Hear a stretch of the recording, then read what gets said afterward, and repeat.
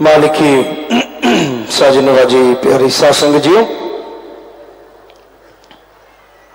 सत्संग में इंसान जितनी बार आता है उतने ही उसके पाप कर्म कटते चले जाते हैं। नगदो नगद सुमरन का फल मिलता है। अगर दृढ़ यकीन है, अगर 100% अमल करता है तो इस जहान में भी खुशियां मिलती हैं। यकीन नहीं करता, सुनता है सिर्फ, मानता नहीं, फिर भी खाली नहीं जाता। आत्मा के खाते में कुछ ना कुछ जमा जरूर हो जाता है।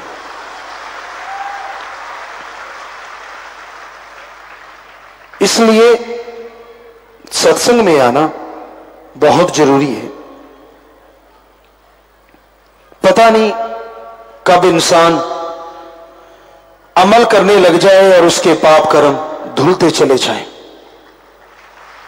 पता नहीं कौन सा शब्द उसकी जिंदगी का रास्ता बदल दे और वो परमानंद की प्राप्ति कर ले।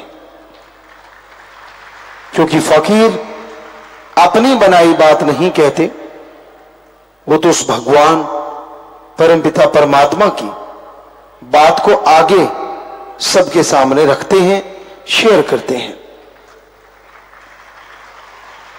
तो जरूरी है सत्संग सुनो और अमल करो। गधा पचीसी होती है, वो सत्संग कम सुनते हैं, पछंडे ज्यादा मारते हैं। लेकिन ऐसे लोग ज्यादा देर पछंडे नहीं मारते। उन्हें जो मिलना चाहिए उससे खाली रह जाते हैं।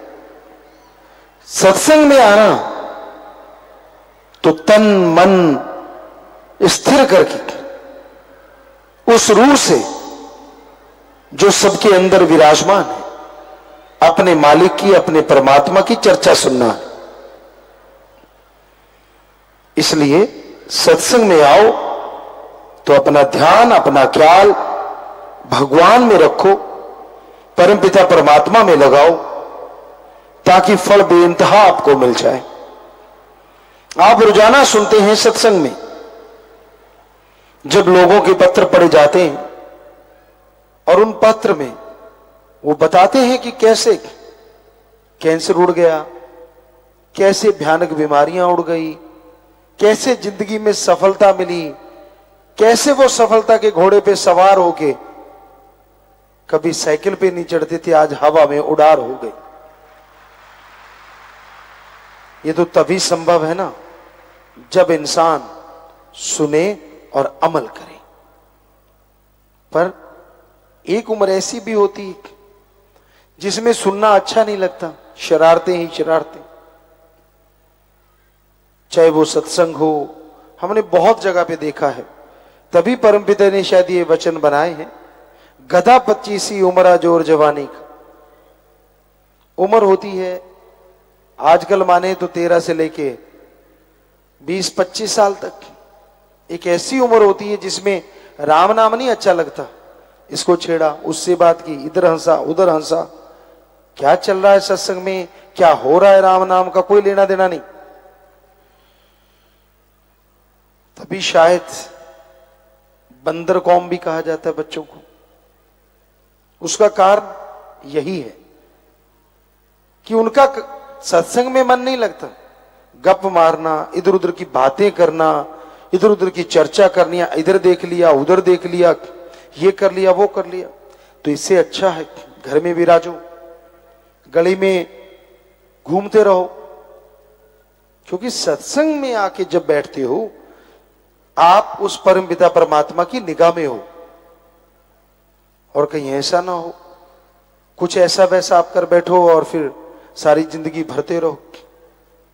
तो बहुत लाजमी है सत्संग में बैठ के सिर्फ और सिर्फ भगवान की चर्चा सुनो, भगवान की चर्चा करो।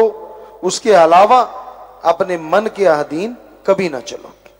क्योंकि जो मन के अधीन चलते हैं वो मन के गुलाम हो जाते हैं और दुखी रहते हैं। तो सत्संग में बहुत कुछ मिलता है, पर मिलता उनको है जो दृढ़ यकीन रखते हैं, पूरे ध्यान से सुनते हैं और अमल करते हैं। क्योंकि बिन अमलों के आलमा इल्मन कम में सारे, कितना भी अमल करो जब तक सुनते नहीं अमल का फायदा नहीं, और कितना भी सुन लो जब तक अमल नहीं करते कोई फायदा नहीं।